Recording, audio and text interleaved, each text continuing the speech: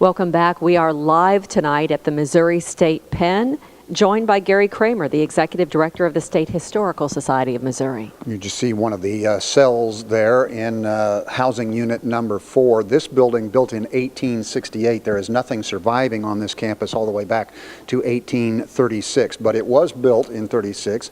The stone used, and we have some video of some of the white stone exterior here, mined right here from a quarry by inmates who then put it together as their own prison, was it not? It was. In fact, in 1836, when this penitentiary was built, this was part of a plan to keep the capital here in Jefferson City. How so?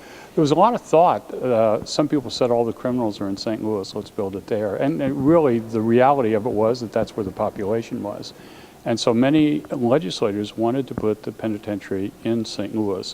The governor, John Miller, wise in the way that politicians often are, wanted to make sure that Jefferson City would remain the state capital. His argument was that the more public buildings that are built in Jefferson City, the less likely it will be that the capital will be moved. So he promoted and advocated building this prison here.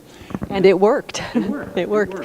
This particular building we're in at one time housed only black inmates, and a lot of them. Tell me about the conditions. Well, it did.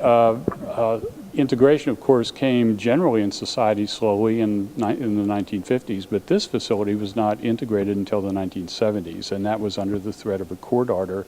The consequence of that was that at the peak of its population, there were more than 4,000 inmates in these walls, almost twice as many as were here when it was vacated. How many would have shared a cell?